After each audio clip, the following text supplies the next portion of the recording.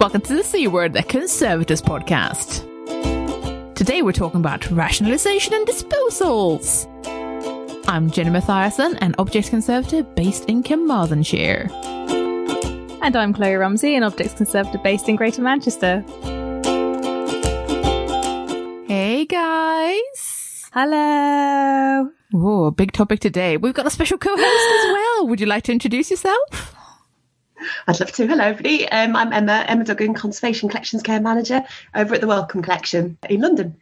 Welcome back! If you are a regular listener, you'll remember Emma from the Extreme Storage episode. Thanks for coming back. Pleasure. It's nice to have you back. Right, so today, I don't know how to approach this. Like, it's not like it's the reverse of conservation, because I don't think it is, but it's a part of collections care that we don't talk very much about.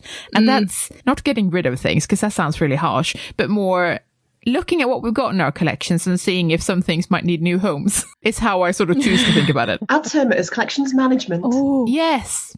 Exactly. We can acquire items and we can also remove them if necessary. And I feel like the really scary word that's thrown about a lot is disposal. And disposal just sounds like bomb disposal, like something's being, securely blown up in a car park somewhere. And like, whilst that does happen, that's not usually what it is, right? That's not normally part of the protocol. This is a nice thing to talk about because, it is sort of one of those things that I feel like, especially in collections care, we're all a little bit like, no, we keep things forever. Don't. What are you doing? And it's like, yeah, but we should talk about this, okay? This is a natural part of life. Object lifespans. Yeah. Yeah, not just regular life, but also object lifespans. Sometimes we have joked on the show that, sometimes we have to say that this is the end of line for this object. Like we cannot do anything more. But that's not always the case. That's not the only reason something might leave a collection, for example. And I just thought we would have a bit of fun talking about this. But first, I would like to ask if any of us have done any work with rationalisation and disposals and stuff like that. Has anyone done that? I can kick off. When I was at Blythe House at Science Museum, we were doing a storage compression project, which is very exciting. But we found absolutely loads and loads of items that had just been squirreled away and had never really been documented or acquired, accessioned formally into the collection. Yeah. One collection of these things was it was an entire bathroom set. Oh my God. It was definitely from the 70s. It was the toilet, it was the sink. And so one of the things, following due diligence like a proper good conservator, asking lots of questions. Why? Oh my God. Many hours, asking the right people about this. It turned out to just be our director's bathroom. So it was supposed to be plumbed in.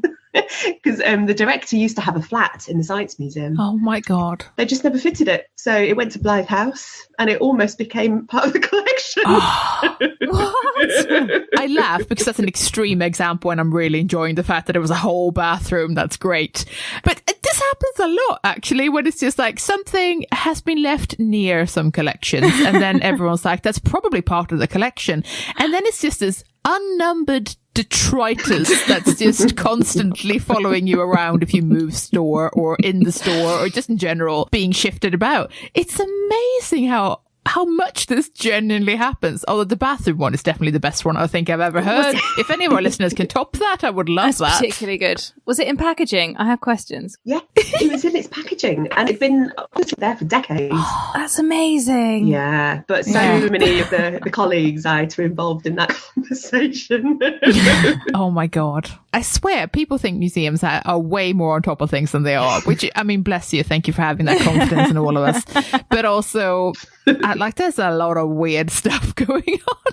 In a previous museum, and I'm not even going to say where or what, or there was in the archives a bag of somebody's old clothes. Oh yeah, and that's almost standard. No one knows why. Yeah. No one knew whether they could throw it out. They didn't think it was part of the collection, but they were like, why is this here? But we're not sure.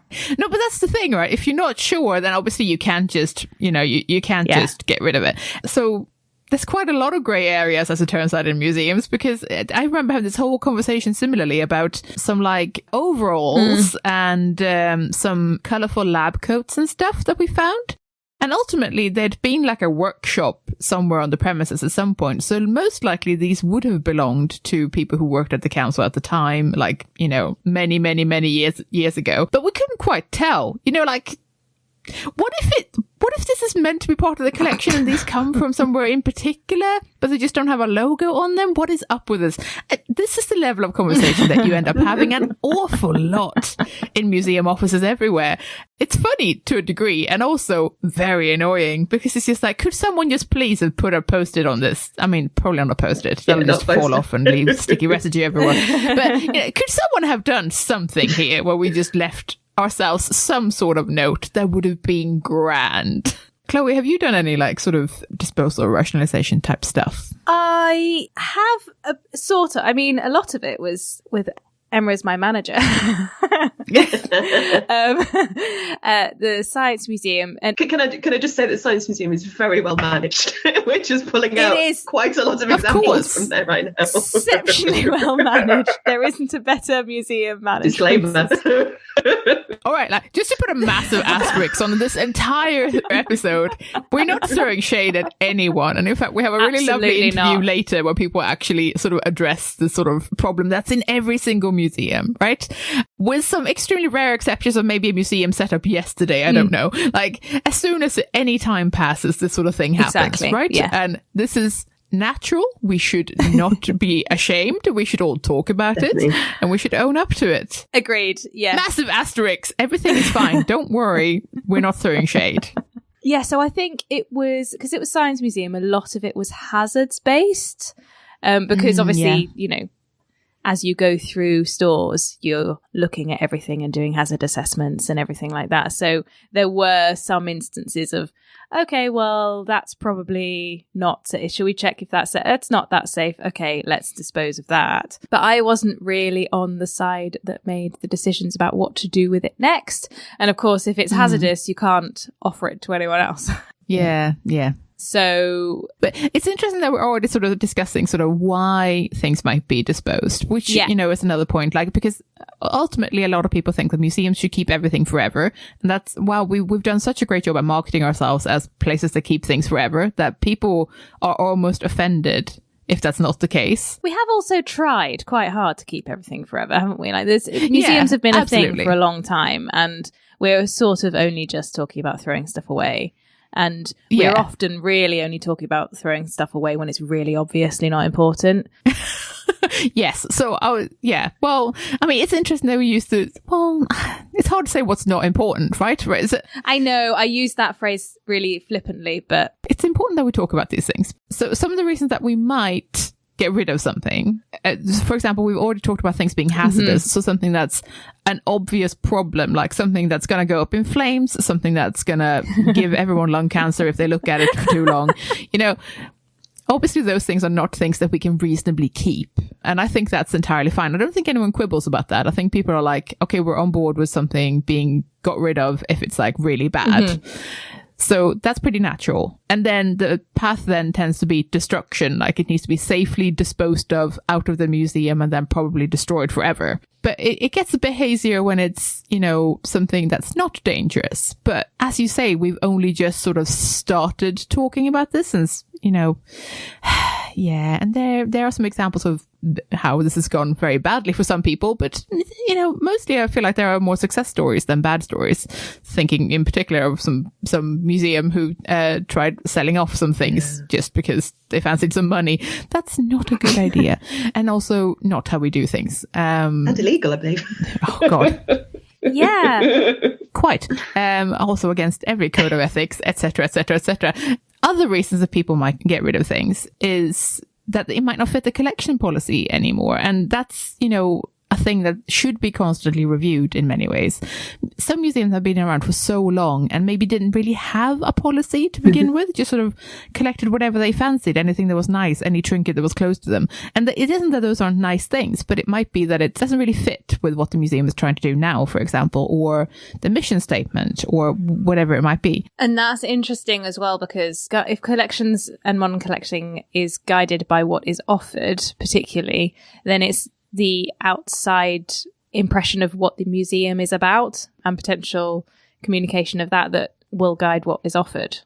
Yeah. And I mean, there's also the thing of ultimately a museum might try to reinvent itself. Like, we used to be the local history museum, and now we actually want to be specifically the town's natural history museum instead, or something. Yeah. In which case, you know, it might be like we're getting rid of anything that isn't natural history related, for example, in which case that's probably quite a lot of stuff. It might be as part of a rebranding or some looking at what you're actually collecting. It could also simply be things like you don't have the storage facility anymore. You're going to have to downsize your collection somehow. This can be budget related, as we all know. There are numerous reasons why we might need to look at what we actually have in our collections. And that might sound like a bad thing, but it isn't always, if you see what I mean. Definitely. And I think also looking at what you've already got within the collection, but also looking at what you're going to acquire. So if you've got a good, robust collection development policy, then so say as an example, at Wellcome Collection, we are collecting quite a lot of ephemeral pieces at the minute. We've not gone out to search for them, but the artists we're working with at the minute are creating works that are full of leaves, and bits of kind of organic material that will deteriorate in time. And they're absolutely beautiful. And that's kind of one of our jobs, really, is just to highlight the impact that will be and potentially put, you know, a life on it, and then start that conversation as what happens to it when it comes to its natural end. You know, we'll preserve it as much as we can, but realistically, it's not going to have that long. We're doing the same thing with plastics. There's so much of political expression and campaign is made from, well, plastic materials and stuff that just won't keep. So, you know, commercially printed plastic banners and stuff, for example. And so I think people started getting tired of me in acquisitions meetings saying, I know it's really good, but it's going to be unusably yellow in 10 years. Repeating that over and over again. That we just decided to build into the collecting policy and the sort of rationalisation and disposals policy as well, that we will have to assess the plastic objects that we decide on, and we can only basically collect them if we know that we're going to be able to use them before we then have to chuck them out. Yeah. So funding and downsizing collecting spaces puts me on edge, because it does me as well. That's just, I mean, it's not just, obviously we have to do what we can do. But if, you know, a building is taken away from you because you can't pay for it, then instead of saying, I'm sorry, but we need this space, you're saying, okay, we'll just chuck stuff out. I mean, no. It isn't that. I realise that. But it isn't that. I mean, I'm sure that has happened. Yeah. But that isn't really the point I'm trying to make. Sometimes it will be a case of, right, so we just need to use the space better, for example. Like we have a smaller store, but it's a higher ceiling or something. Like, okay, so we're going to have to stack things on shelves, and that might be that we can't keep the oversized trucks, but we weren't really using them anymore. You know, like it's more looking critically at your collections. And yes, that is sometimes uncomfortable, but I think it is necessary, and not just from a, hey, we need to fit everything into this room kind of point of view. And yes, it is meant to be uncomfortable when I say that. I do bring that particular example up because I know that that's something that happens. Obviously, we all try to make the cases for our collections to remain as whole and complete as possible. But sometimes it might be that it spurs the sort of long overdue sort of rationalization, or like the sort of, I guess it's like an audit, sort of like, what do we have? Do we know enough about them? Because another reason that people might get rid of things is things like they have duplicate items, for example. It's like, how many mangles do you really need? It's more like if they all tell a different story, that's different, because obviously it's about the significance and the value, and that's not financial value. That's, you know, cultural value, etc. You know, it's obvious that there's some stuff like that, you know, we need to take that stuff into consideration, but it might just be that you don't need 5 mangles. You might need the 2 that you've got good provenance and good stories for, that will somehow support people know more about mangles. I don't know. Mangles was a terrible choice. I'm sorry. Well, no, because they're awkward and they're heavy, and, you know, Unless you're doing a, timeline of mangles. Yeah, and then I think that's probably quite niche. Like, I don't know that many museums would want to do that. And there might be that those mangles exist in other collections around you anyway, so you could possibly borrow one if you needed one for an exhibition. Although that's hard to say, of course. How many museums, archives, and libraries realistically know what they have fully? Exactly. Yeah, exactly. There's that legacy backlog everywhere in the land, and it's good to be open about it. But I guess that stops people from wanting to decide on disposal, is because, maybe this is the best thing we have.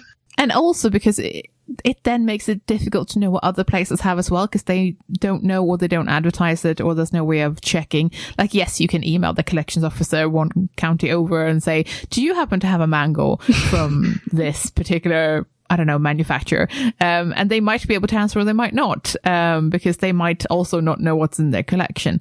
This is all sounding terribly shady now, doesn't it? But it's just a reality of how it is sometimes. Yeah. And we're terrible at sort of talking about it because we sort of want people to think that we have our shit together. And actually museums have just done their very best with very little time or people for a very long time. Yeah. Absolutely. But which is why this is sort of cathartic, quite nice to look through what you have and get to know your collection a bit better, and then sort of making some decisions on what you actually want or need, or what represents the community that you might be serving. Because, especially if you're a local museum, you might find that you actually represent the 3 rich families in the area, of which there's a handful of descendants, but actually you don't represent the rest of your local community at all. And then you sort of got to think about, well, do we want to change that? And how do we go about changing that? Do we have the space to change that? Do we have the resources to change that? It's sort of like future-proofing your museum in a way, or like your collection. Kind of the blocker for looking at your collections and understanding fully often is, time and money, essentially, and certainly arguing for it when it's kind of not that sexy. It's sexy to us, but it's not really going to bring more people through the door. It will do eventually, because you'll have greater engagement with the material you've got. But, it might be a bit of a hard sell. No, it definitely is. And that's one of the many problems, really. It makes me think of an interview that we're going to listen to later, which was sort of talking a little bit about how things were funded and how other people have funded these sorts of projects. You're right that it isn't particularly sexy to most people who give out money, and that is a problem. And of course, that's sort of why we're in this mess. Well, mess. We have lovely things, but we don't know enough about them. That's sort of a nice mess in some ways. We don't know what they are, or where they are, but or how many other things are around them. I mean, obviously this genuinely poses problems for conservators as well, because if we don't have any information about objects, what is it that we're conserving? Okay, the material thing in front of us, but which paint layer is important? Yeah, exactly. It becomes really hard to actually look after the things that are in the collection as well. And this is sort of an additional problem that I feel like people don't really talk enough about, because I think often we're like, well, we should understand what we're conserving. If there isn't the information, then there isn't the information. Yeah, then what do you do? There's definitely a conservation case in here for knowing more about your collections and possibly then trimming it down to the things that you do know things about. Because that's another thing that people look at in these rationalization projects, is the sort of uncontextualized or unprovenance items, not just the bathroom sink and the surprise lab coats, but also things like, right, well, we have zero idea where this is actually from. We have a name for who donated it, but we have no context. There are no dates. This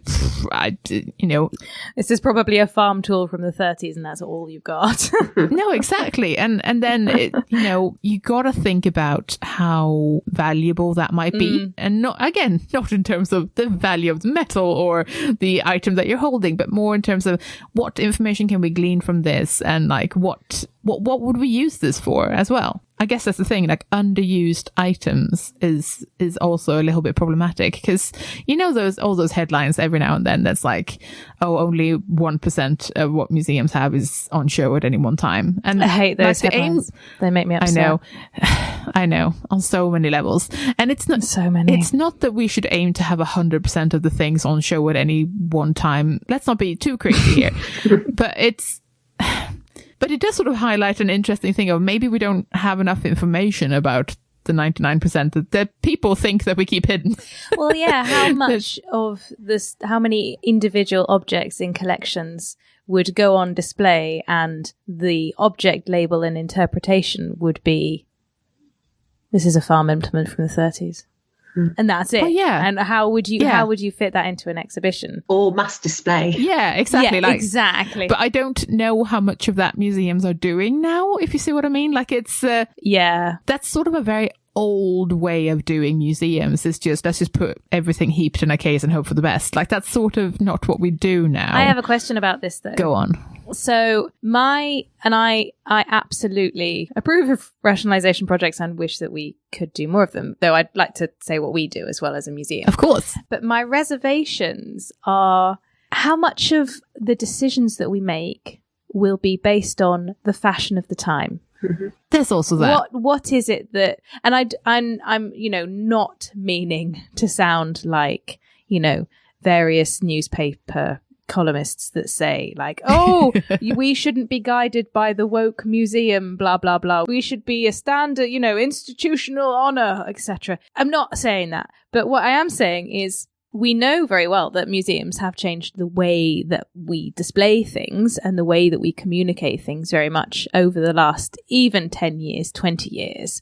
How much of those decisions are made based on something that's going to change? That's a fair enough worry. I think that's another reason why these decisions shouldn't be made in isolation. No. Like no one is, well, I sure hope no one is putting like one curator in a room and saying, okay, let us know which 10 of these you would like to keep.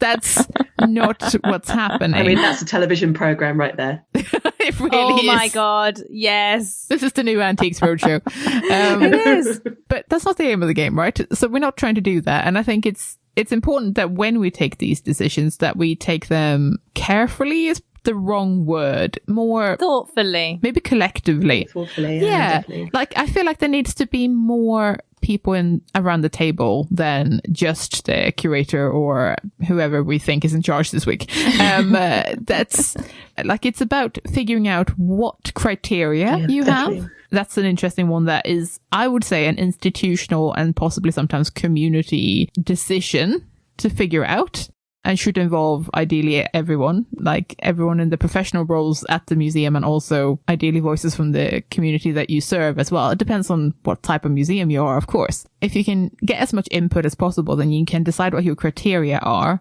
and then you can start looking at making the decisions. And even then, it should probably go to various sorts of committees and like go through several stages of consultation, which I think is only fair. And I know that people are immediately like, oh, yawn, boring, red tape. But honestly, we do need to be careful about it. No one's proposing a jumble sale outside the museum, like that's not what we're trying to do.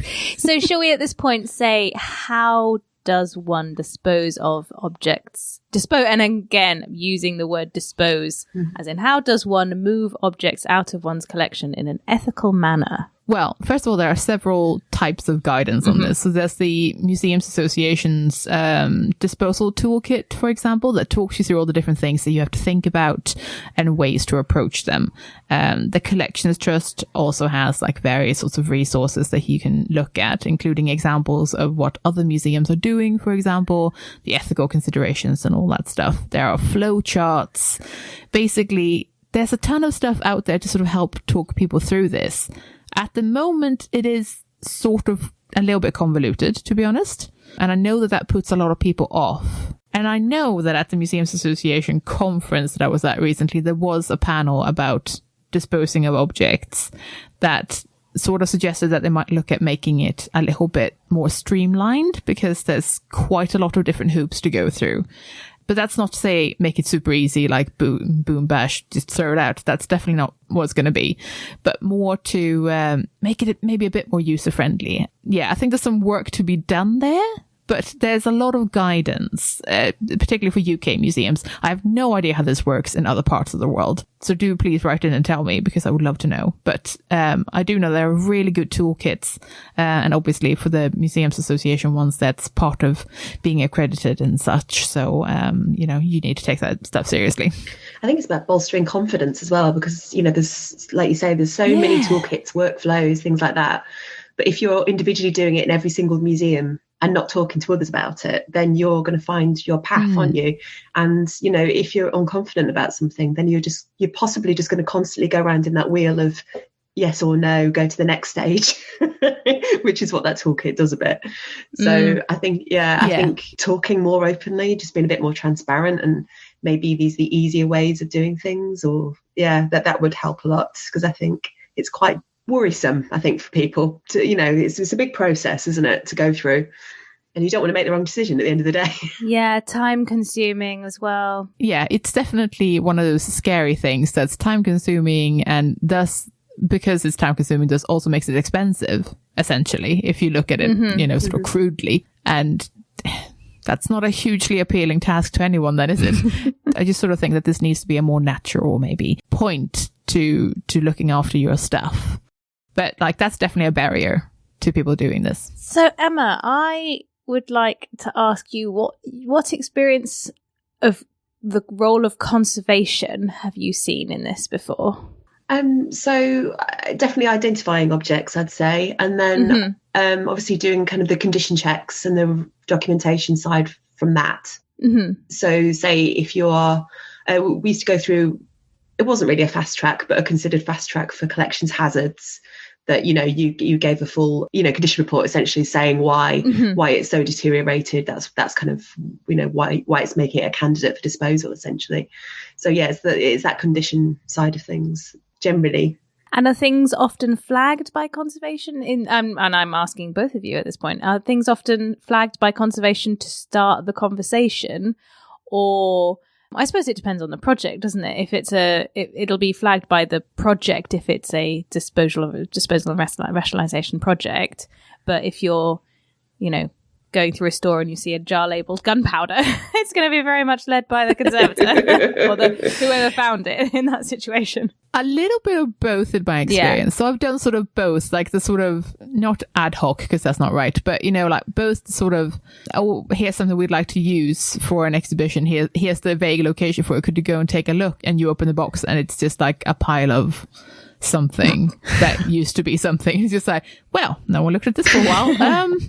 You don't have this object anymore. Dispose. So it can be that sort of level of thing, in which case I feel like I'm very much the instigating power in this. It can also be part of projects, as you said. So I've worked on some various sort of salvage type projects where it's been, you know, in the aftermath of some sort of traumatic event, whether that's a fire or a flood or something, and it's a case of this can be salvaged and this can't, for example. And at that point it's like no amount of conservation can save this, but it's not because it's dangerous or because it's in bits. It's just, it's differently unsalvageable, if you see what I mean, in which case it's more instigated about the project and people will anticipate that there will be disposals, if you see what I mean, but very much in the kind of extreme disposal, because to me extreme disposal is when things have to go in the bin as opposed to things have to be rehomed. There are different levels of disposal and go in the bin / be destroyed is the really, really horrible one. That's end of life, as where I'm much more keen on the sort of other type of objects leaving the collection where it's like, let's find a different home for this because it's a good thing. It's just not good for us, which I'm much more happy with. Usually the guidance says that if something has to be given away, essentially, or like if something is no longer to be part of your collection, you should try to find it a new home, if at all possible. And that should ideally be in the public sector, if you see what I mean. Like it should go to ideally an accredited museum, and after that sort of maybe a non-accredited museum or like a historical society or some other, you know, group, essentially. And then only in sort of in extreme circumstances should things be sold and possibly go to private collections. I find that an interesting hierarchy, and I totally see why it exists. But sometimes I feel like things risk ending up in the bin because people have reached the other stages of having asked people and then like, well, I would sort of rather it didn't go to a private collector, so I guess it goes on the curb, which I'm not really okay with, right? I just feel like sometimes we guard things so hard from being someone's personal enjoyment that I'm sort of not on board with it. But it should definitely stay in the public realm if at all possible. But yeah, it's interesting, isn't it? Do you think we police the big institutions like the Science Museum and potentially Wellcome more than we police the smaller museums? And what could that lead to in terms of both ease of throwing stuff away and ethics, I suppose? I'll just put that under the umbrella of ethics. Oh, I don't know that we police one more than the other. I don't know that that's Does the public eye though? So is the Science Museum, how have you found disposals in large institutions, Emma? Have you found that there's a lot of like pressure from members of the public and stakeholders and trustees and stuff to, well, I suppose pressure in general, watchful eyes, people going, do you really want to throw that away? You sure I like it? I would say for institutions that go through accreditation, they have to follow those guidelines and those codes of ethics, essentially. And that's for all kind of collections management as well as dispersal. I'm not sure, really, certainly talking from Wellcome Collection, that we do an awful lot of it, if I'm absolutely honest. Yeah. I think we're definitely going through that, understanding what we have in the collection first. And then the collection review would becomes like the next stage. So, yeah, I'm not sure in terms of the public eyes. I definitely remember when we had, I don't know if you remember the Medicine Now gallery. We had a large wax sculpture it was by John Isaacs, I Can't Help the Way I Feel. And it was essentially kind of like very obese, non-gendered figure, essentially. And you either loved or hate it. It was Marmite as a collection item. But when we removed it, our collections development team were considering whether we acquire it, because it was an artwork, which we don't generally have sculptures, within our collection, whether we actually acquire it because it was part of our history, it was in that Medicine Now gallery for over 10 years, or whether we, give it away or disperse of it. We had an awful lot of people coming out saying it's awful. You should not have that in your collection. Oh, really? Which was really, really interesting. Yeah, definitely. Because we do engage, obviously, with different activists, and they were saying, yeah, you shouldn't have it. So it was interesting to see the different viewpoints of it. We did take it in, we have acquired it, because it is interesting that it tells those stories, it tells those uncomfortable stories. And that's kind of a good talking point, really. I mean, it is interesting because sometimes if you ask for public opinion, A, it might surprise you, and B, you may still go against what the public opinion says for various reasons. And here we sort of get into the thorny territory of whose voices count when you're either acquiring things or disposing of things, really. How many different opinions do we take on board and how do we make decisions based on that? And that's one of the sort of fascinating conundrums of collections management. And also another interesting side of it is potentially, restitution, repatriation. Yeah, absolutely. Obviously, there's going to be so much more of it in the future, and that is an act of removing, we're researching very hard and engaging with communities, but then removing these items from your collection, which is essentially a dispersal. It sort of has its own life, that one. And we've done an episode on things returning. We've had our only ever abuse from that episode release, haven't we? Yeah. But, it is what it is. It stirs up emotions. And so does the sort of topic of more widely of disposal, for example, which is interesting. Certainly hope we don't get any particular hate mail from this one. Although feel free to write in with your thoughts, but be polite about them. It's interesting that most people that I've talked to who have done rationalization projects have been really fearful of people's reactions. Yeah, it's interesting, isn't it? Most of the time, really frightened that the public are going to practically storm the building or be really angry or lose all trust, and just in general not taking well to the idea. But actually, most people I've talked to have actually had a lovely experience because they've been really thoughtful about it. They've tried to communicate really well why they're doing this, what's being affected, that it's not like we're selling off half the collection or something weird like that. And actually, they've had really nice experiences and people have been surprisingly understanding. And that, I think, is the thing that we need to focus more on, that actually, no, people aren't always angry about us making these decisions, especially if they get to be involved in those decisions. Would this be a good time to listen to your interview? Oh, yes, I think that's an excellent idea. Let's listen to that now. Today we're talking about rationalization, disposal, all of those big sort of topics. And I'm here with two people who have kindly joined me in my virtual studio today for an interview. Would you guys like to introduce yourselves? My name is Ian Channell, and I am the collections officer at Epping Forest District Museum, which is based in Waltham Abbey, and I care and manage our fantastic collection. Hi, I'm Abigail Johnson. I have a very silly long job title. I'm a commercial media and marketing officer at Epping Forest District Council. So part of my job involves promoting and communicating what Epping Forest District Museum does. That's a great and very important job, and also must result in a slightly longer than average business card. It's a long email signature. Oh, I bet. Anyway, welcome both of you. It's really nice to have you here. So we sort of started chatting via email because you guys were sort of interested in talking about what you guys were doing in terms of rationalization. And I would like you both to tell us a bit more about what you guys are doing. Yeah, of course. So the museum has a fantastic collection, so displayed over 6 themed galleries. So we have some amazing objects in the collection. Despite the fact that we have fantastic collections, there's a lot of objects we don't actually know a huge amount about. And some objects just aren't relevant or suitable to the museum and its audience. So like many museums, our collections have begun to exceed the space available for storage. So this has led us to sort of pursue this rationalization project. As you can imagine, it's led to specific concerns for collections care and obtaining kind of appropriate environmental conditions. So some objects are stored really unsuitable environments, and we don't necessarily know their condition or their material needs. Other concerns as well is we have collections documentation, and some of it isn't particularly up to scratch, unfortunately, and it's difficult to know what we have and where it's located. And with packed stores, it's difficult to safely access those stores. So we don't regularly use some of these objects in our external stores for display or exhibition purposes or for research. So that's sort of the impetus of why we're doing the project. Yeah.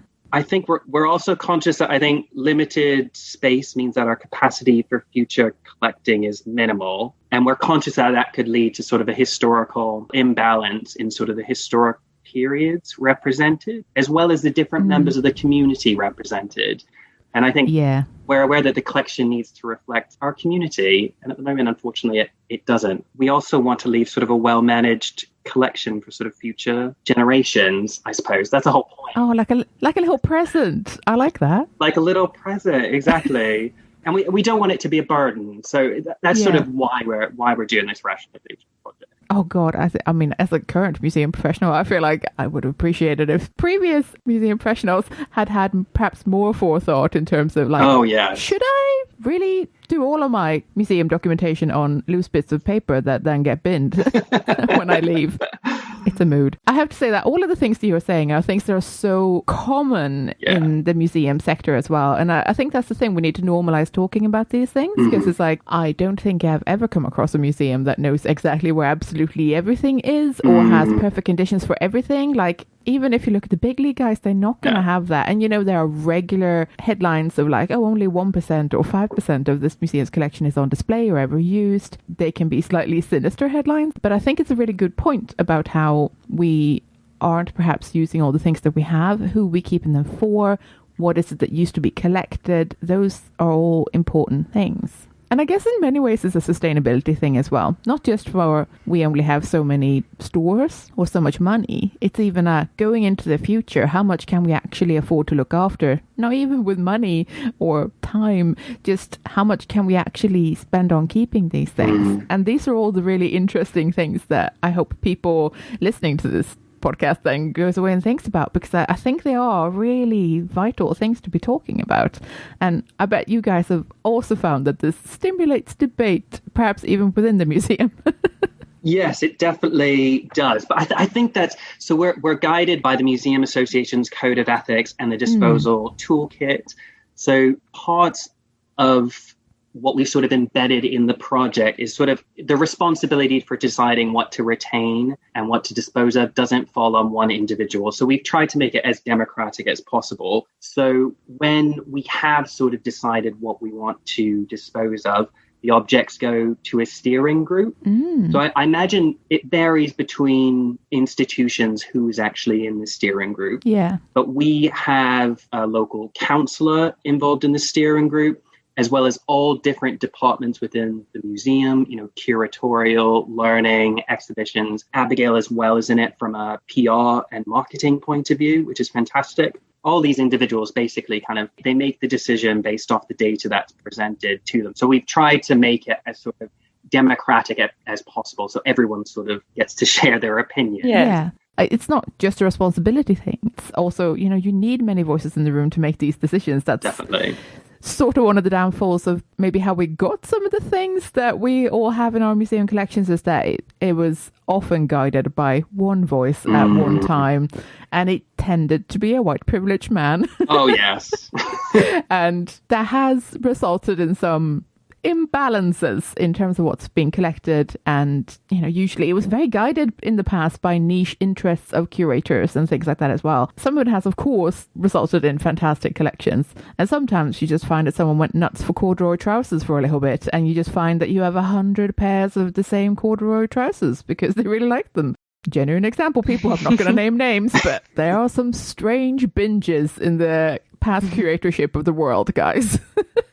So it's good to have these conversations and making it more of an open process. And Abigail, how have you found being involved in this? Has it been interesting to you as a sort of a non-super museum-y person initially? Yeah, it's been a fantastic, really interesting project to be involved in. And I think we've actually benefited from being part of that wider organisation that's not full of museum experts. So myself and the counsellor that are on the steering group, we're not museum experts, not as far as I'm aware. I don't know about counsellor's background, but we can be the lay person on the call, really. And we can ask questions about jargon and things like that, where sometimes we take for granted in our smaller conversations, whether it's in the museum or whether you're chatting to a friend who knows your work very well. So it's really helpful to us to have that filter there, because obviously whenever I'm talking to the group about the stories that we are going to share and we're going to come across and how we're going to be talking about those, we're never going to be talking about those in the same way the first time as we do the last time. We're going to break it down and ask those questions, because when we talk about it being a discussion of disposal, actually that's such a small part of it. Even though that's the headline word, sometimes it's really not the outcome for many objects. And we know that steering group is the first of many hoops and many steps. Yeah, and I think that's actually a really good point about these conversations, is that I think people may envisage that disposal from a museum collection means that something goes in the bin, and actually that's incredibly rare. Sometimes conservators have to do the really horrible thing of calling end of life for something where it's so far gone that it's a pile of goo or it's just rust flakes, and you don't want it to be dangerous to someone. No, exactly. And then the disposal becomes very permanent. But normally these sorts of collections reviews result in things going on to have a second life or third life, and they go on to find a new home, and that's sort of the important bit, I think. Like, it's actually just giving an object another chance somewhere else. As a keen reuser and like circular economy type person, I love that. Ian's got a couple of examples, I think. Obviously we've still got a long way to go with regards to processing everything, but we've definitely handed on a couple of bits and bobs, haven't we, Ian? Definitely. I mean, the main goal, I think, is to retain these objects in the public domain. Unfortunately, in some circumstances that won't be possible, so hazardous objects. But we're following the Museum Association disposal toolkit that basically has sort of a gradient of things to follow. So we're returning loan objects to institutions or individuals if we can. We then offer the objects to accredited museums, and that's usually through the Museum Association's Find an Object site. Yeah. So we leave the object up there for about 2 months, or we directly contact those museums. And sometimes those museums, I mean, it will suit those collections better. So you're rehoming them, you're providing that sort of new and fresh interpretation. we offer to sort of non-accredited museums, and that can be anything from maybe a tourist attraction potentially, or maybe a local parish church. Or I'm thinking local societies, that sort of thing, or... Yeah, absolutely.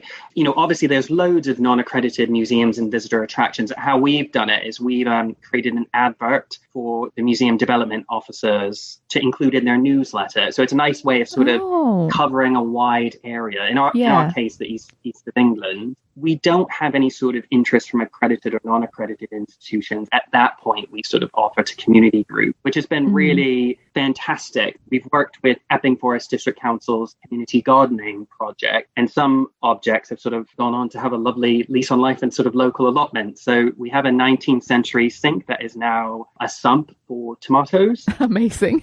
And we have a couple lovely Victorian fireplace surrounds, which didn't have any relevant to the district, but they sort of now have sort of a nice new life as sort of a garden feature, which is really lovely to see. That's basically how far we've gotten with the objects we've rehomed now. If a community group didn't want those objects, we'd consider disposal or destruction. So that would be actually destroying the object if it is hazardous, or disposing it, which can be giving back to the original owner, gifting it to charity, or selling the object via auction, or maybe like a new site like the Museum Depot site. Yeah, exactly. I think those are really lovely stories. I really like the examples of that. That's such creative reuse. I love it. Yeah, absolutely. Have you found that people have questioned what you're doing, or have people been upset in any way, or has it been a generally just good experience all around? I know you're not done, but I feel like these sorts of things happen in the beginning when people are like, wait, what? If this can reassure anyone that's listening that's planning on doing a similar sort of project, we actually have anticipated more controversy than we have experienced by far.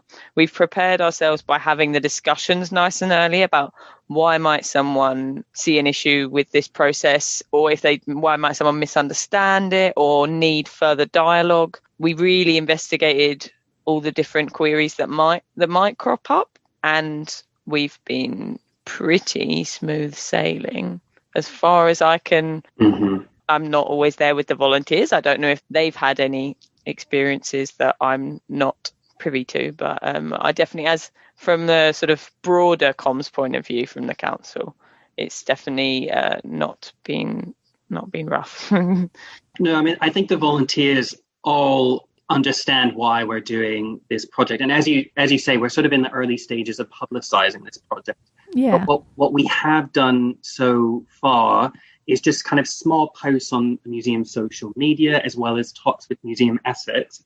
But anything that sort of is meant for the public has sort of we carefully chose our terminology. So we've tried to stay away from sort of museum jargon and maybe alarming words like disposal or rationalization or removal. Yeah. And we've tried to steer more towards words like hidden, uncovered, and audit, which are a bit more understandable and they almost give it sort of an archaeological perspective. We're uncovering new things and it's quite exciting. Yeah. And we've also, in our press release, we've talked about the importance to the public about, showing these objects in an exhibition and increasing the amount of behind the scene tours. So there's a lot of kind of public benefit that I think really refining our collection will do. And we've also tried to, especially with our Twitter feed, we've really tried to celebrate the volunteers, the objects, the original donors for the objects. So we've tried to give everything kind of a human face, I suppose, which I think is so important. These objects reflect people's stories. So I feel like it's I guess that's the thing where people sometimes get upset, is probably less institutional in a lot of ways. I feel like a lot of the times when I have this sort of conversation with, say, non-museum people, their reaction is, but what about the person who gave that to you? Like, do you not think that they would have been upset? Talking about the donors is sort of honoring them, making this a more human journey via objects, basically. I think is definitely a really nice way of doing this. I think that's quite genius. I like it. In really rare circumstances, are we going to destroy an object or sell an object? In most circumstances, they will be given as a gift or transferred to an accredited institution or a non-accredited institution. We have sort of destroyed a hazardous asbestos ironing board because it was quite friable, was sort of falling apart in front of our eyes. And it's just not safe for people to work around. So in those really rare circumstances, we will need to sort of destroy an object. But again, and I think this is something that we tried to address a little bit in like our danger episode, which was quite a while ago now. But what's that? Sometimes things are just not safe to work with or around, and those are circumstances when, you know, you sort of got to make a call. And whether that is, well, we just put it in a bubble forever and watch it disintegrate from outside, is that really better than just removing the hazard? You know, it's one of those things, isn't it? What we've tried to do as well is some of our documentation isn't wonderful, and I think it's important to be transparent about it. And some of our documentation's in a digital format, in a paper format, which obviously is sometimes a problem with potential hazards because the hazard might not be recorded. So we had one object which was sort of a brown bar, and it said radium on it, which obviously our initial thought is, okay, that's really problematic. And we consulted with different museums to sort of assist in identifying it. And we spoke to the Science Museum, who put us in touch with a radioactive object expert. And luckily, it was just boot polish, which is fantastic. Amazing. But in those circumstances, you know, we need to go out and get that sort of extra input to help us understand these objects. Well, yeah, exactly. How far along are you guys now with this project, and where do you sort of see it not ending? Because I suppose it's a very much ongoing thing, but I expect the project will probably have some sort of end point, I guess. Yeah, so the project itself is managed by my fantastic colleague, Esther Green. So the project is going to last about 2.5 years. But as you can imagine, it's sort of fracturing into kind of sub-projects, which will last 10 plus years, potentially. Yeah. So all of the museum objects are stored in 4 different storage locations. So we're basically doing each one at a different period of time. So it's a lot of work, and, you know, we need a lot of volunteers and staff when they're available to sort of assist, because it's over 100,000 objects to get through, because we're looking through all of them. It's a lot. It certainly is. And we're a small museum. Definitely. No, that's the thing. I think when people are like, how do you not do this already? It's like, I don't think you understand the scope of what might be the problem here. Because, you know, collections vary wildly in size and how they're stored and how accessible they are. Yeah, so it's no small feat, but it's definitely one of those worthwhile projects. And it's so nice to be able to highlight you guys as, you know, one of the places that's doing this, because it's just one of those things that we need to normalize and celebrate when they're done well. Yeah, definitely. I mean, we hadn't been doing it for a huge amount of time, but we've already had a lot of really positive outcomes. You know, we started this project in the middle of lockdown.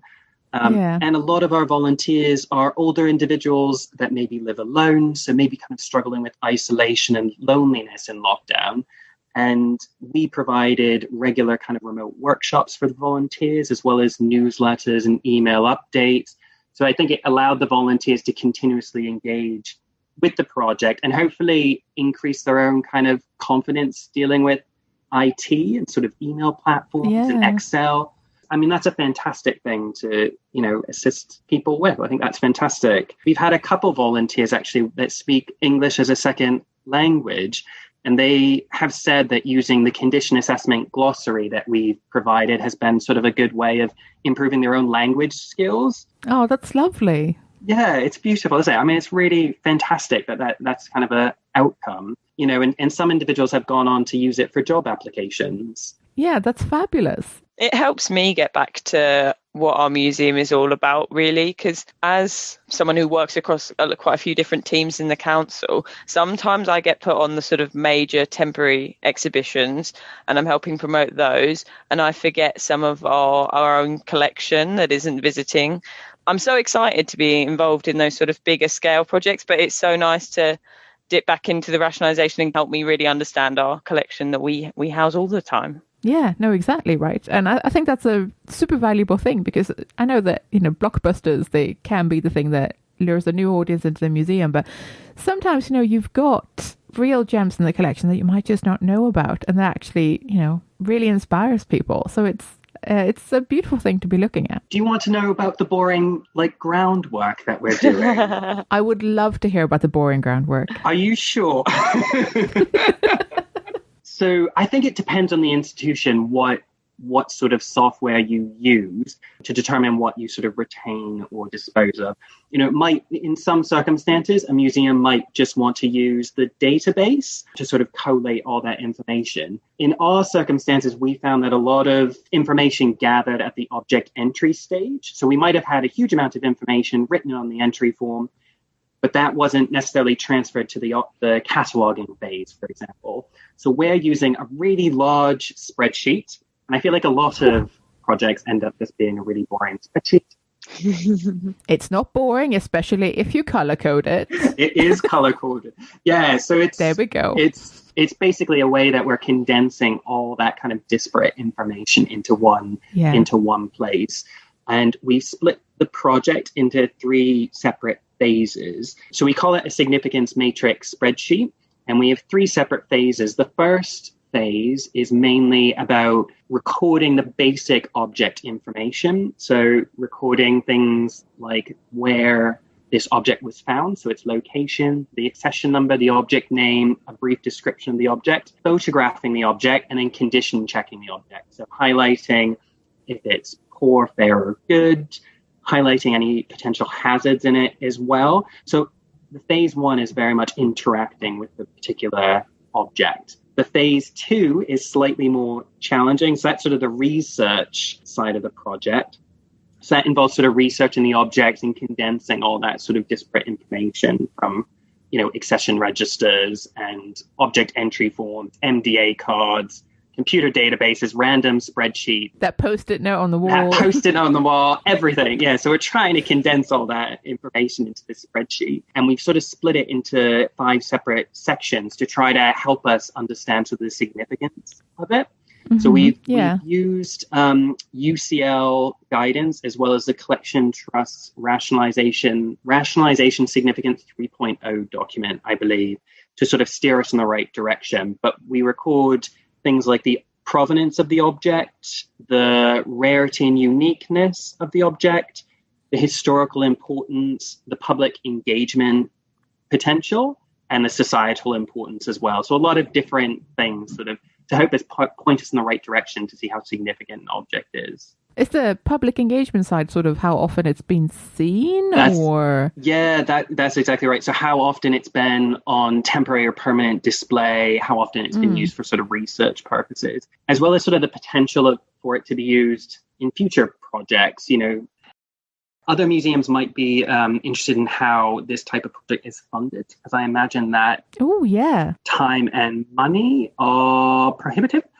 So in 2020, we submitted a funding bid for the project to the Esme Fairbairn Collections Fund, but we were ultimately unsuccessful.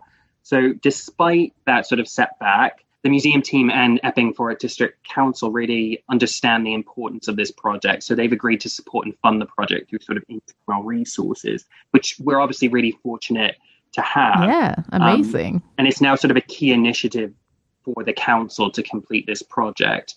And we have that sort of council backing. We have the backing of the portfolio holder as well, which is fantastic, because I think that's so key for a project like this, because that's really good. It's so much work and can last for such a long period of time. I think they understand the nuances behind it. Yeah, it sounds like it. That's really, really positive. And, people in charge who are listening, this is how to do it, guys. We have spoken to other museums that are, for example, getting the community involved in determining the significance matrix spreadsheet. So they're not actively determining what they're retaining and disposing of. They're actually putting together, how do we determine the significance of objects? Yeah, what's important. And that kind of project was funded. And that's a great way of sort of getting the community involved in that decision making. But obviously that kind of project is going to take an even greater amount of time, because they're just putting together sort of that decision-making process together. I think you guys have done a really great job of just sort of highlighting how this is a really good, positive project and how it's going for you. Hopefully it's been reassuring. Yes, I hope so. Yes, it's going to be a lot of work, but these are worthwhile projects to undertake, and they don't have to be nearly as scary as you think they are. So thank you both so much for sharing. It's been really good. Well, I really liked hearing from them because it's part of a huge project.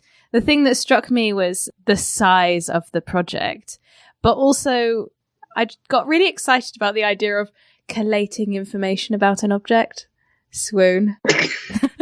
Oh, you nerd. Like from all the different places, you know? So all the, you know, as you say, the bits of information, the post-it notes and everything. I really like the idea of, I'd love to do that. I absolutely agree with you that it was sort of nice to just imagine being able to spend that amount of time sort of just getting to know your objects. I really enjoyed that angle. Yeah. I think it was really nice. Yeah, really, really nice. I suppose another thing that I enjoyed was sort of the pitch for the benefit for the future of the collection. Like that, if we do this now, we can keep collecting. And I think that's an important angle to these things is like a lot of museums are sort of over capacity. And yes, it would be lovely if we could just have more capacity, but also are we using what we've got already particularly well? Probably not if you have, again, 10 mangles. I quite like the sustainability point of view of like, well, if we do this now, we can be better for our future selves. Like we can be better for the future museum. And like, this is hard work, but other people have put it off forever and we're sort of left to deal with that mess. And we should be the people who deal with the mess. But the opportunity as well for the research is just so lovely. Yes, and it put me in mind of the way that we do things in my museum. So I spoke to my collections manager about this just so I knew I was, you know, saying the right thing. You know, we don't have the time or the money or the, you know, funding to do a full rationalization research collections audit. It's something we want to do, obviously. Yeah. So the way that we're tackling disposal and rationalization is doing it based on project based. So for example, we've got a poster project at the moment that we defined the project as a priority because of the, you know, poor storage, poor knowledge, poor, you know, condition and everything. And obviously the vast quantity that we've got. We could be doing so much more with these. There's so, you know, the important objects, but we just don't know what we've got.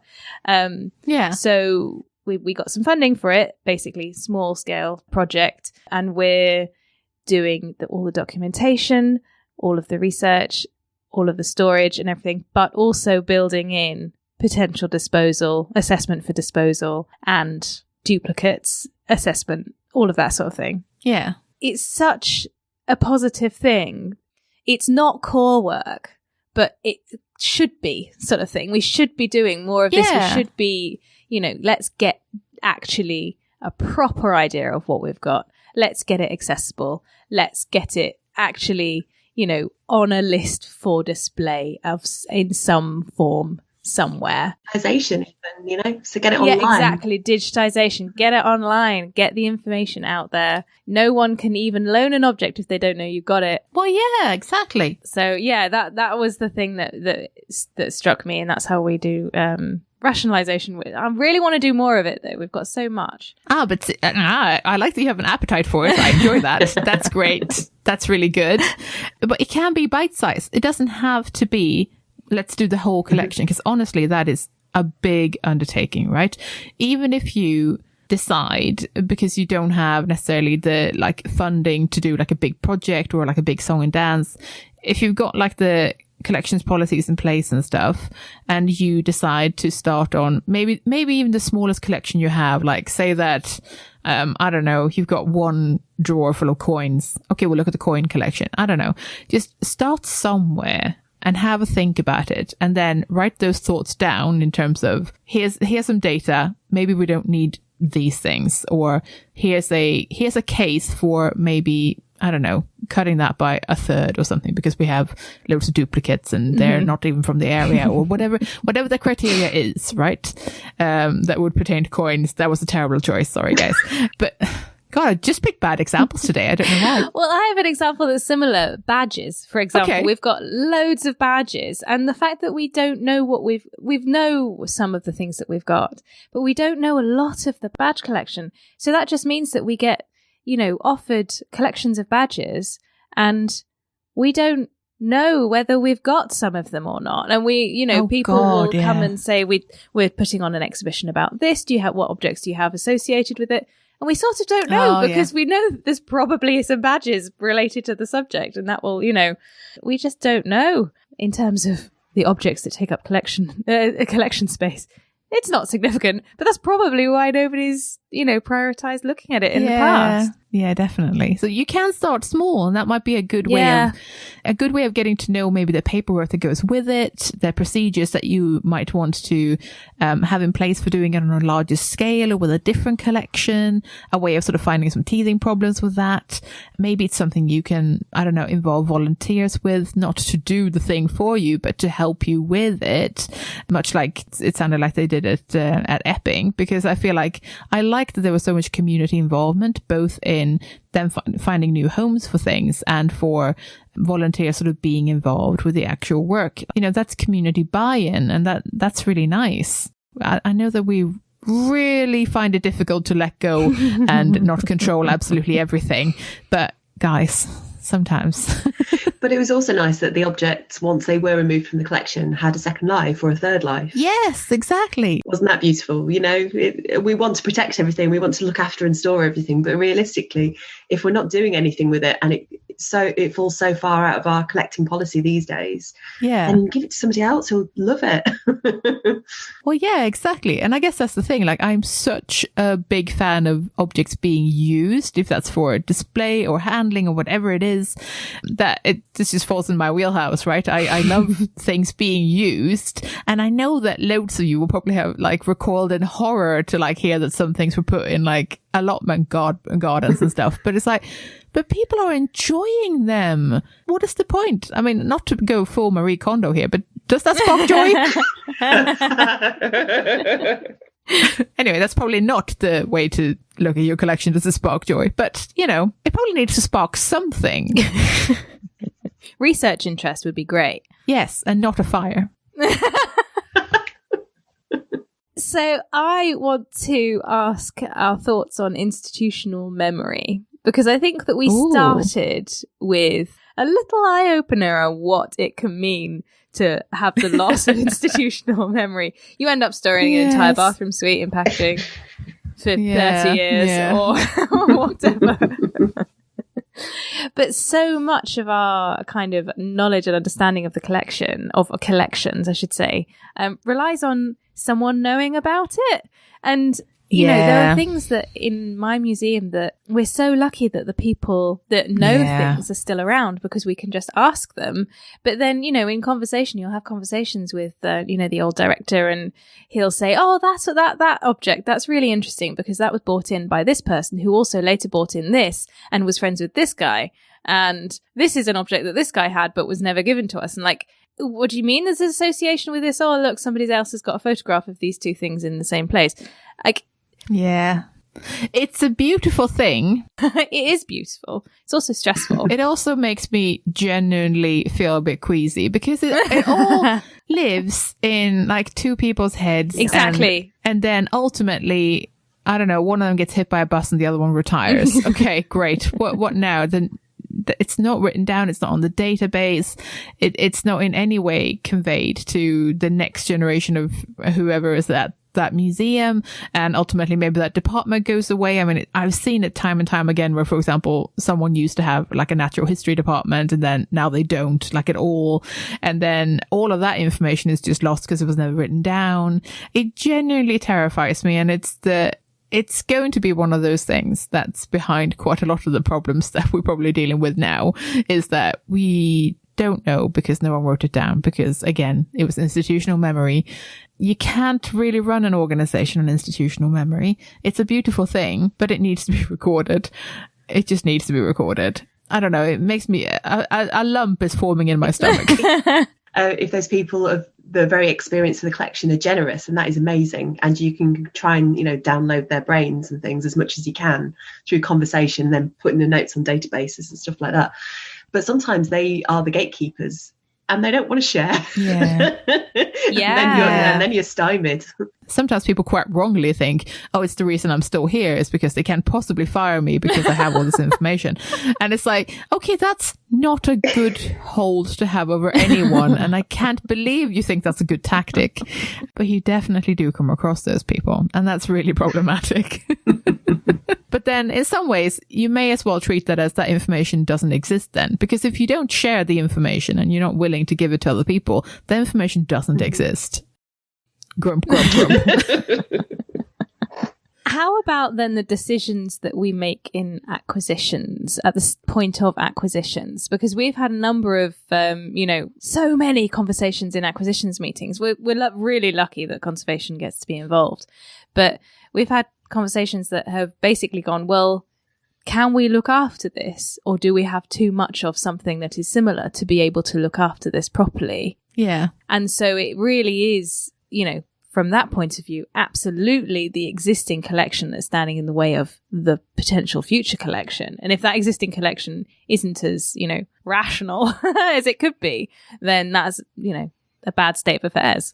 I mean, here a couple of different things come to mind. First of all, I'm annoyed by the fact that maybe we have to make decisions today because the current collection was sort of standing in the way. And if we solve that 2 years down the line, will you just end up feeling like, oh, we should have gotten that thing that we were offered 3 years ago because now it would fit or now it would be fine.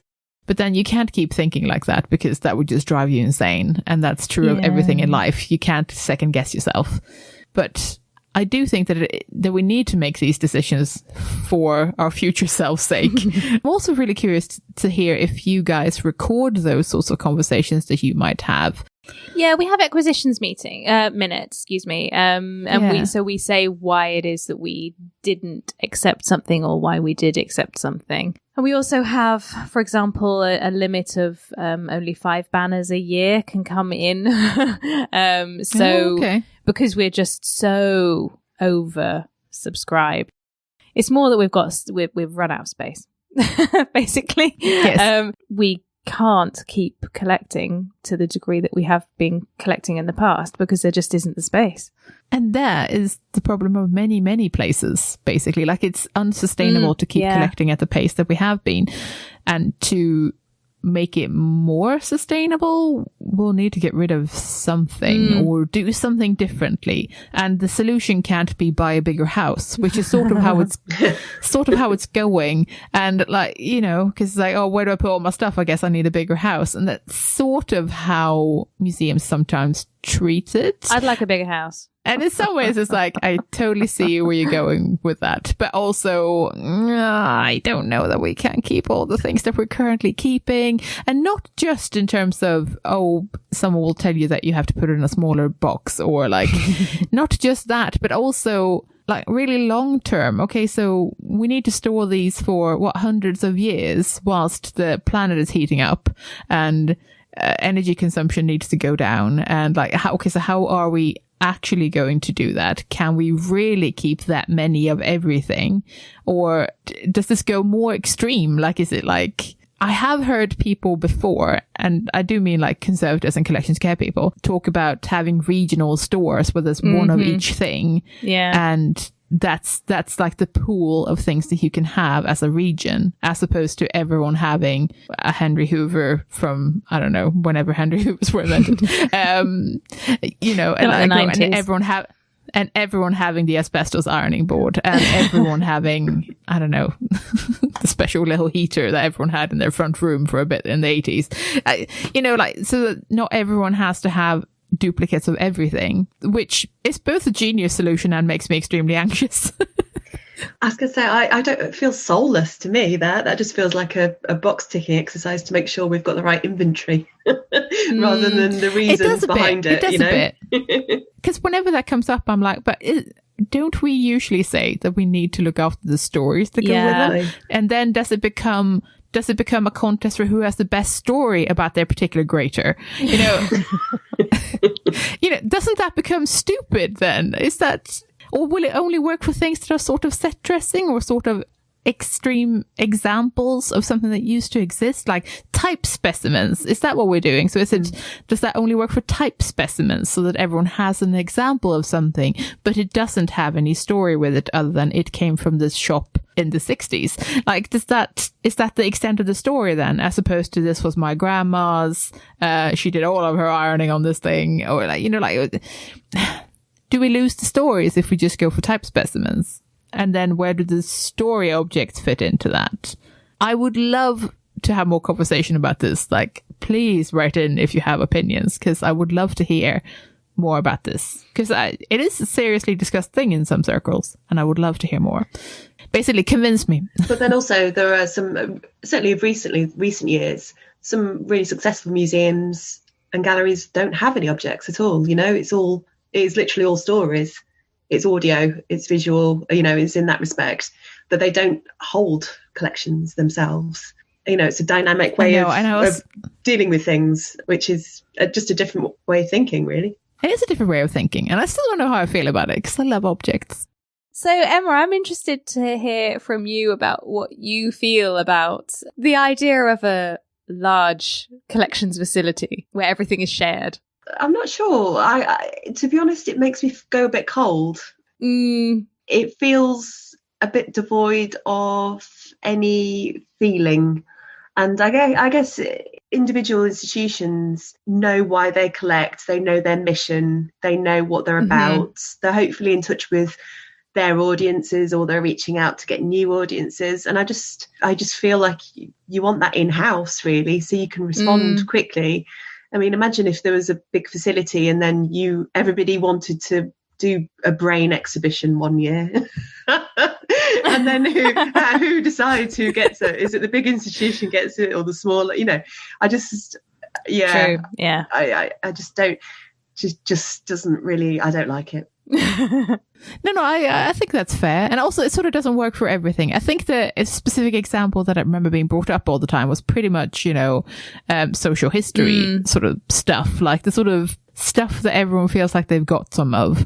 But again, that's not necessarily true. And I'd be interested to see sort of what things would apply to, like, what is it that everyone thinks they have some of, or that they might need some of in the future, for example. And also, is it enough to keep one? What happens if one disintegrates? Anyway, it also doesn't really work for things like art. Like, it's not like you can have one impressionist painting and that's it, so it sort of doesn't work for everything, which is another reason that I'm sort of intrigued by the type specimen sort of approach, where it's like, I can sort of see it working for some things, but not really everything. And also, we sort of forget what sort of data we can get from these things, I think. But that's mostly because my mind immediately went to natural history, because how many stuffed robins do you need? But on the other hand, but what if that shows like a progression of how the particular stuffed robins in this case, I don't know, how they changed plumage in a particular area because you've got enough specimens to like show a change or something. I don't know.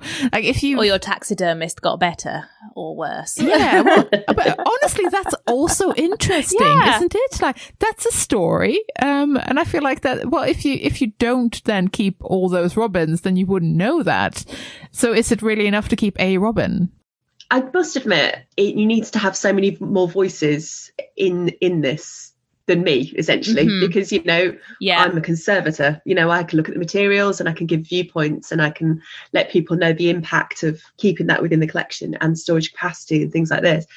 But it depends on how your curators view things and how you can get people to engage with them, whether people are researching them, whether they're out there so people know about them. And I guess if you had all of those things in place, then it might be a bit easier to make those decisions. I think it's quite nice to obviously remove from your stores, some of those historical loans, that you were actually supposed to have looked after for 2 years, and then nobody really did the updated paperwork, and it's been 20 years and it's a awkward conversation now. Yeah, no, definitely. There are so many of those. And I think that's another thing to be honest about, where things have been left in like an entry store forever, or people could bring in things for identification or similar to museums, and then they never came back for them. life got in the way. They forgot that they did that, or someone's nan did it and then they didn't know about it because she didn't leave a note for anyone where that thing had gone, and then they don't even know that it's there. There's a lot of stuff like that. Come in for conservation assessment, Yes, and then no one had the money for the conservation. Oh, yes. Yeah. I was wondering whether it is worth just having a quick chat about kind of non-emotive synonyms about disposal. Let's do that. I think that's a good idea. Yeah. If people do get a bit upset about saying disposal and that sort of thing, and rationalization sounds very clinical and a bit weird. Does. And also, when I said it to my other half, he was like, you mean like saying, oh, I can't believe I'm keeping this, but I'm keeping it because it's so pretty, or like it makes my eyes look extra blue. And I'm like, no, not that kind of rationalization. Although I like where you're going with it, but that's not what I meant. So it does bring up some jargon issues maybe around this. So we've been toying with different ways of phrasing this. Does anyone have any good ideas of what we can say? At Wellcome, we use transfer more often than disposal, or dispersal. Dispersal is also quite nice because it sort of indicates that it's. I feel like transfer sort of indicates between museums, which is true often, but it doesn't always have to be, if you see what I mean. I don't know, it sort of feels, transfer sort of feels more institutional, you know? Yeah. It really I does. guess it feels maybe more active, like it's definitely going somewhere. It's got an end point. Yeah, I like maybe, it. Yeah. Good pitch, I like it. Quite liked in the interview that they were saying about uncovered and hidden. And I things like that. I thought that was really clever. Yeah, the language around these things really matters, and it's not only because it sort of makes it less traumatic for us as museum professionals, but also because it doesn't upset people as much, but that's not really the point. I just mean that it conveys better what it is. As for disposal will literally always sound like you're putting in the bin. Again, not really what we're about. It's also interesting for me to think about sort of if one type of reuse or second home is better than another, because again, it's sort of this hierarchy in the current guidance. It's sort of like, oh, you give it to an accredited museum, or you give it to a non-accredited museum after that, and it sort of denotes there's like certain levels of goodness. But actually, I think any second life is a good one. But then that's sort of me being extremely hardcore sustainability, circular economy type person, where it's like, I just wanted to have another life. I just wanted to not go to landfill. I just wanted to I just wanted to have another life. And I think that might just me being sort of extreme sustainability nerd, but I think I'm just all about it finding another home. I'd agree. And, not all institutions can be accredited. It's quite a lot of hard work to get accreditation for those people who have done it. So, they shouldn't be discounted. What I take away from us talking about this is that we would all like to hear more of the positive outcomes. Like, we would quite like to hear those stories, and we'd quite like them highlighted.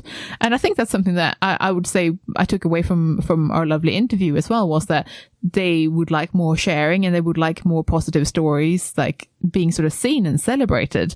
Because I agree that we don't really hear enough of those success stories, or the nice sort of happy endings where, something has found a different home. And I think we can all do with more of those, to be honest. I think just general more transparency on the process as well, because when it doesn't work out, if we're not, sharing that more widely for various different reasons, maybe embarrassment, it's always good to know what doesn't go quite right and what you had to do, Yeah, no, exactly. When other people have shared stories with me, it's often been things like, oh, we put it on Find an Object, which is on the Museums Association website.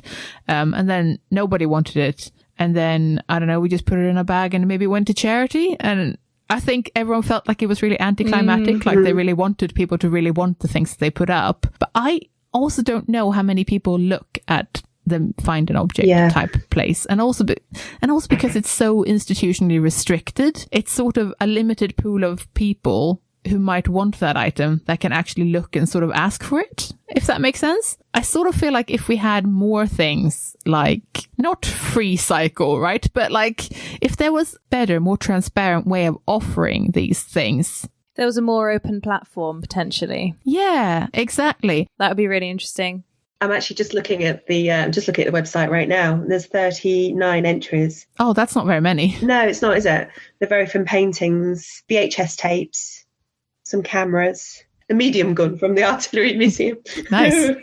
Considering how many museums and galleries we have, it doesn't feel many items. Yeah. No, it doesn't. No, definitely not. I sort of feel like we could do more with how we're offering these things and like finding ways of doing that better. But again, like, I guess it's like who would fund the platform, who would develop it, etc., and who would run it and monitor it and all those things, right? But I just feel like we can do more, especially if we want to be part of, you know, a sustainable future. I feel like that's where it's at, guys. We need to solve this. But yeah.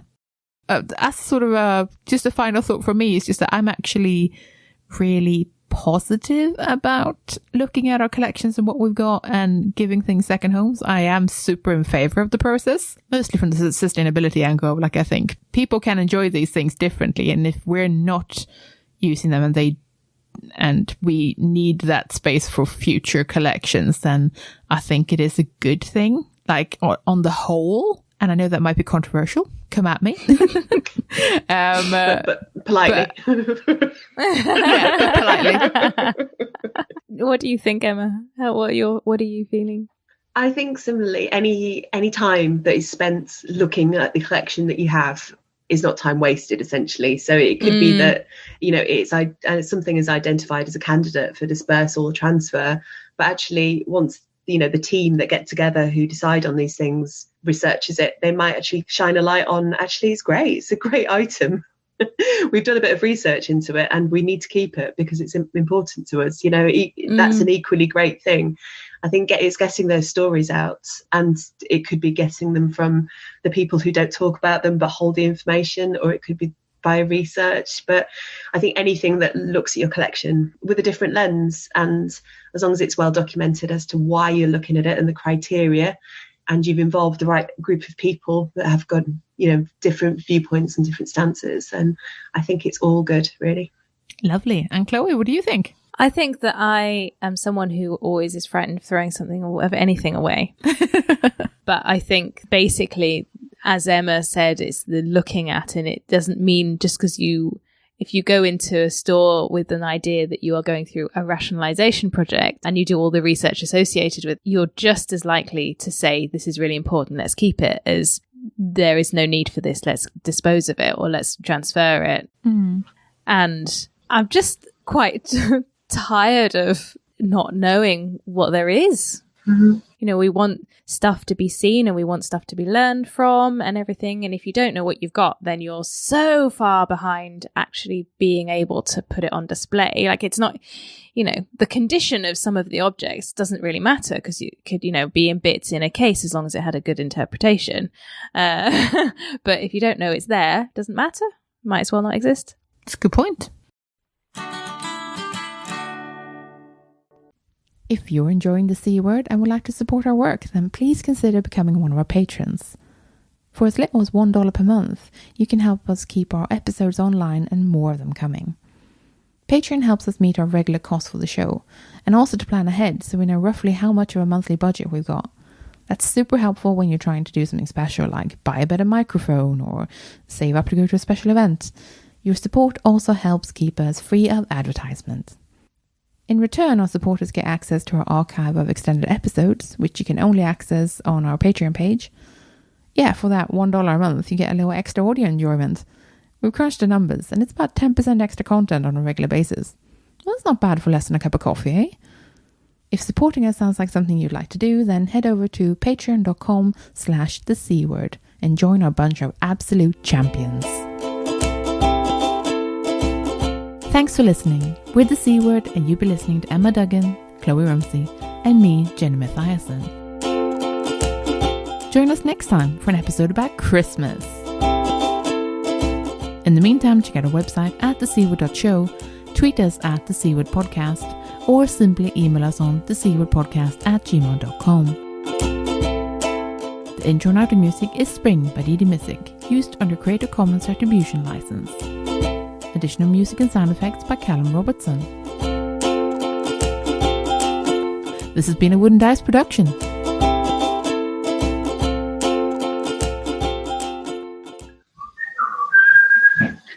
That is a great amount of whistling. I love it. I'm sorry, it's Patrick. He's having a bit of a whistle over there. Perfectly fine. That's hilarious. I'm going to super quickly shut that door just in case more whistling occurs.